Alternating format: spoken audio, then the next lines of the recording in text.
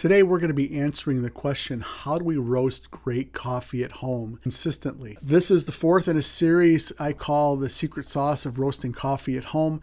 And basically they're foundational videos. And we started out with where the journey begins, just using a hot air popcorn popper or a frying pan and roasting coffee for the first time. But quickly we learned that we aren't really able to control the roast well. And in my example, I used a hot air popcorn popper. And we realized that we couldn't manage the heat. And so we used the popper from Sweet Maria's, and that allowed us to control the heat over time. And that allowed us to get a pretty decent roast going with a Costa Rican natural processed coffee. And then we talked about how important temperatures are. We used the Behmor, and we were able to monitor temperatures. Now, they weren't bean temperatures, it was an environmental temperature, but temperatures were used to help us reference the roast progress. And we talked about that in our last video. Well, in today's video, we're tying all that together, and we're going to be looking at roasting coffee in a timeline with our events and our temperatures. So the events we're talking about are really, there's 4 or 5 events depending upon how you're roasting. There is the charge event, and that's when the beans go into the roaster. That's when the roast begins. Then there is the dry end event, or the yellow event. That is when the coffee beans turn yellow. Then there's first crack. That's when the beans are in this browning phase, and then they get to the point where they have dried out enough, pressure has built up where the structure of the bean cracks open, and that's called first crack. Some of us roast till second crack, and then the last event is the drop event, which brings us into the cooling phase, and that's when the coffee roasts. The coffee leaves the roaster and the roast ends. So we're going to be using those events in a timeline, and we're going to be using this worksheet, and it's going to end up looking something like this. And you can see it on the screen. I'll put it up there for you, but on the left I have my timeline, and then next to that I have a series of temperatures written down, and then you'll notice that I have the different phases highlighted during the timeline. So up till 4 minutes is the dry phase, and then from 4 minutes till 7:30 is the browning phase, and then there's the development phase. How do I know the times, and how do I know when these events are going to occur at these times? We're going to get to that. You're going to see how this unfolds, but ultimately the punchline is that I'm familiar with the Hive roaster. I've used it enough where I understand how the temperature readings display and what they represent. So I know that dry end happens between 330 and 340 degrees on my Hive roaster. I know that first crack happens between 375 and 390 degrees, and my best guess is it's going to happen around 386 degrees. So here I have on my graph my event times, and I've circled them. 4 minutes dry end, 7:30 is going to be first crack, and 9 minutes the roast is going to end. Let's get roasting, and then we'll talk more about all of this, and we'll put it together. All right, so here I am charging my roaster as we begin to speak. It's 393 degrees is what I'm charging my roaster at, and I'm pouring the beans in. It's 150 grams of green Costa Rican natural processed coffee. It's the same coffee that I've used.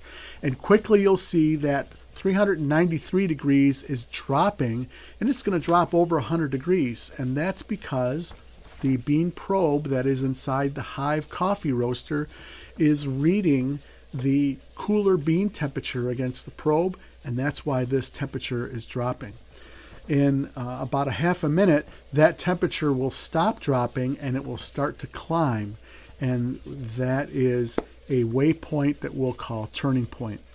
You'll see that I'm moving the Hive around, and this Hive roaster, it's a great roaster. I'm going to show you the inside of this thing here in just a minute as we're talking.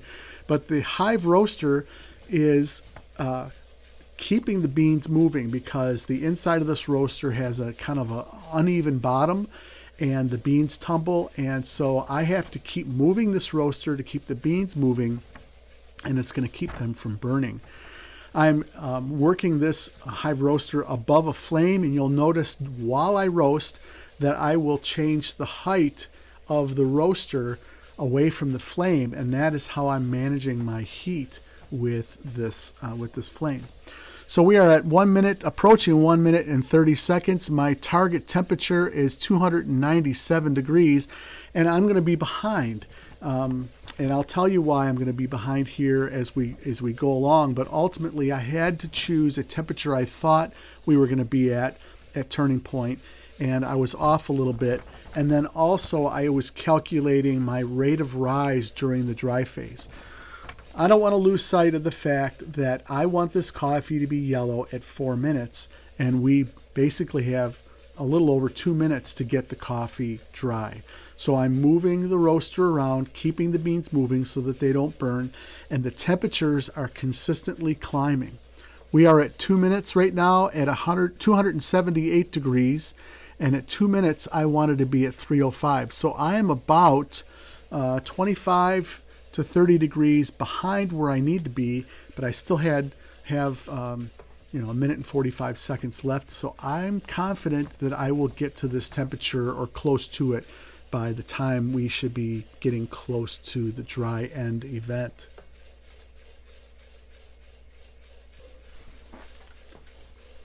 All right, as we're working towards dry, I want to show you the inside of the hive.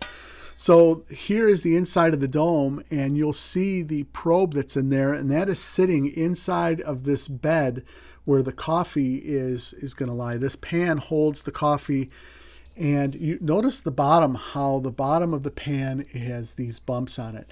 And that is, as I'm moving this, it's keeping the coffee tumbling. So that's why I'm moving this roaster around. I don't want it to get burned. The hive is displaying the temperature. It's plugged in with this little USB plug. And this roaster is a very affordable roaster. They start at just under $100, and that's without the temperature display. With the temperature display, it's just under $200. All right, we're at the 3 minute mark right now, and at 3 minutes, I wanted to be at 325 degrees, and I'm at 307. I'm really happy with that, so I'm only about 15 degrees off from where I want to be in my goal to be dry at 4 minutes. I'm going to start to look at the color here, and I'm already smelling the grassy and some of those notes that tell me that I'm definitely starting to dry the coffee. It's starting to smell a little sweet, and it's close for me to check this. I've got a flashlight on the phone that I have down on the display here, so I'm going to check that in just a second, and I'm going to see that I'm very close to dry. By the way, I am using the Coffee Roasting Timer app. You can see it there in the display. It's a free app that you can use. And here we're calling dry at 3:58 right now. All right, so we have gotten to the dry phase.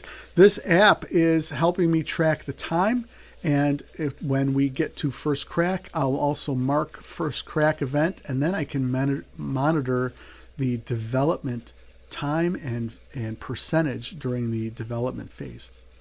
Notice how I have raised the hive higher up away from the flame. Now, my temperatures are moving quickly now because I was rushing to try to get this coffee dry, but now I need to slow the roast down, and that's why I've elevated the hive away from the flame to slow the rate of increase. My waypoint that I'm headed towards next, my next event, is first crack. So we've got the coffee to the dry event at about 4 minutes like we wanted to. And our next goal on the worksheet here is first crack that takes place at 7 minutes and 30 seconds. And it's going to occur around 386 degrees. How do I know that? As I mentioned earlier, I'm familiar with this roaster, and first crack usually takes place around 386 degrees. It can vary 5 or 7 degrees, and it all depends on the pace of the roast. So if I'm moving too quickly, first crack is going to come a little faster than I want it to, and if I move slowly, then it may be a little longer. We're at 5 minutes and 30 seconds, and my target temp was 360, and we're at 357 degrees. I'm only 3 degrees away from where I had planned, and I'm able to control the roast based on where I have the hive near the flame. You can see now I'm a little closer to the flame than I was earlier, and that's because I was able to slow the roast down. At least I thought I was able to slow the roast down. I'm still moving a little quicker, I think, than I want to be, but that's because I already know the outcome of this roast because I'm narrating, and I did this roast earlier, several days ago, as a matter of fact. Still moving the hive around. I got to keep the beans moving because I don't want to have roasting defects. I don't want to have scorching, and I definitely want to have an even roast. And moving the beans around, whether it's a drum roaster or an air roaster that's moving the beans, you need to have good bean movement. We're at 6 minutes and 30 seconds, and I wanted to be at 374 degrees, and we're at 370. We were at 372 or 373 at that time. We were only a couple degrees off. But watch the temperature now. It's quickly starting to move quicker than I had expected. And now I'm starting to hear an outlier. There's another crack. And first crack is going to happen sooner than I anticipate. We're already past the 386 degree mark. And I'm hearing another outlier, and there it is. First crack is started at 7 minutes and 13 seconds.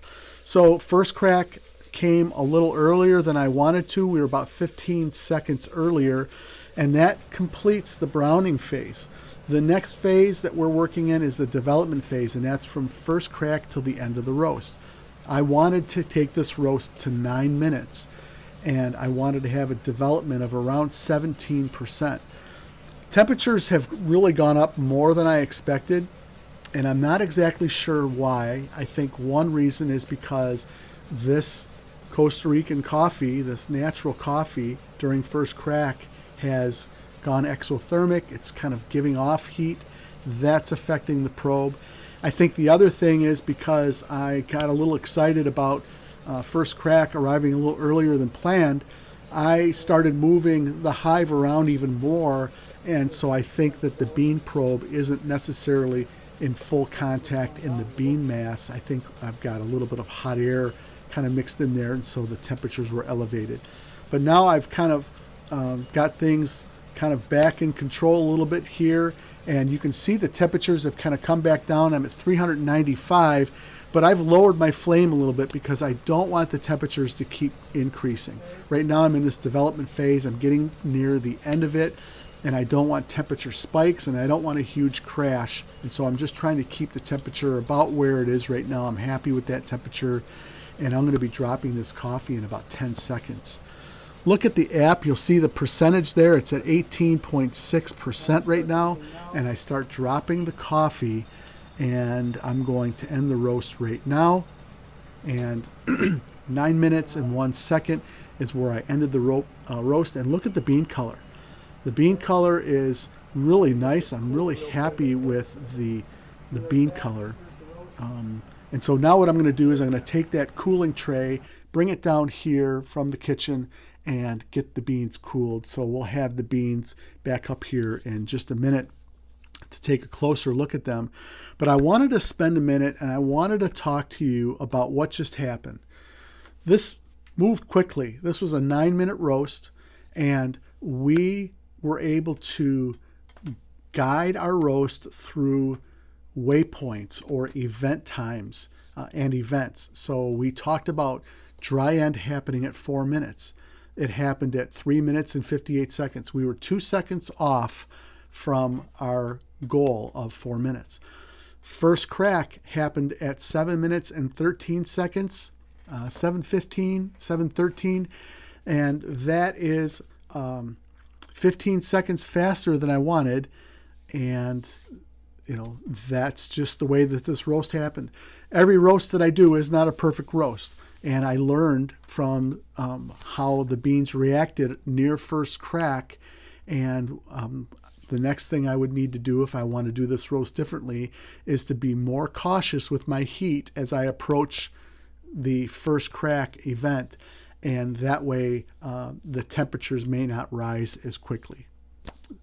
And then during development, I was hoping to have about 1.5 minutes development, and that got extended to about 1 minute and 44 seconds, 20% rather than 17% development, and that's okay. So really what this comes down to is what happened to the beans. What was the roast level of the beans? How far did I take these beans?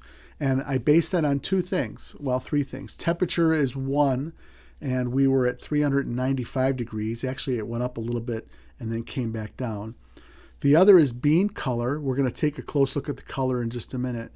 And then the third is the development percentage, and that is 20% development. I'm sorry, it's not just the percentage, but the weight loss is going to tell me really what the roast level of these beans are. So we started with 150 grams of coffee, green coffee, and now we are weighing out our cooled coffee that has been roasted, and it weighs 129.4 grams.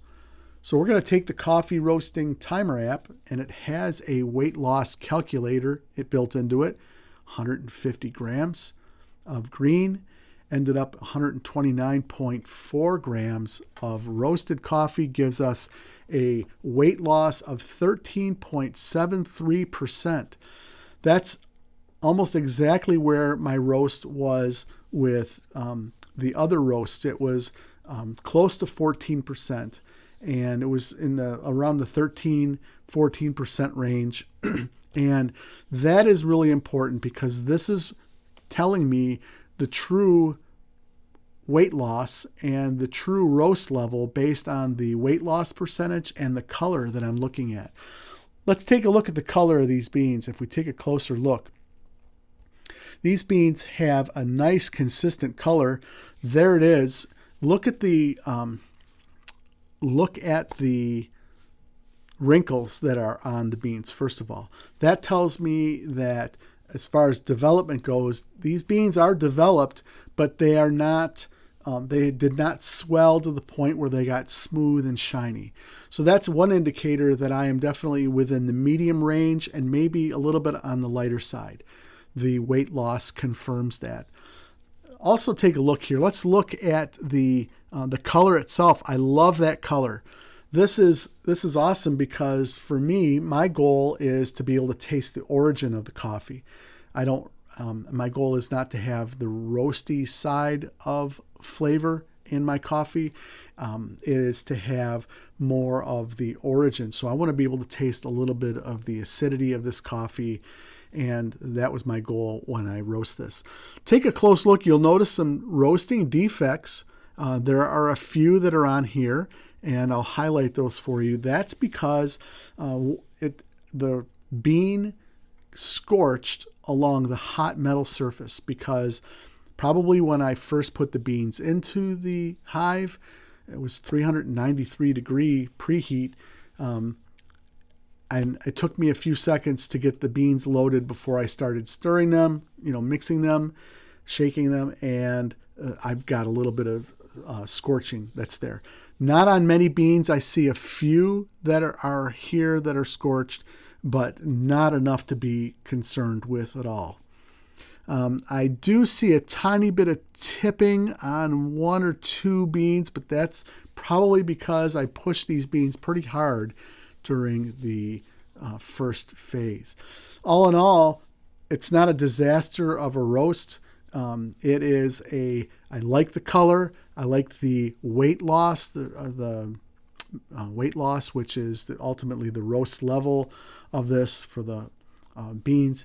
And then really what it comes down to now is taste.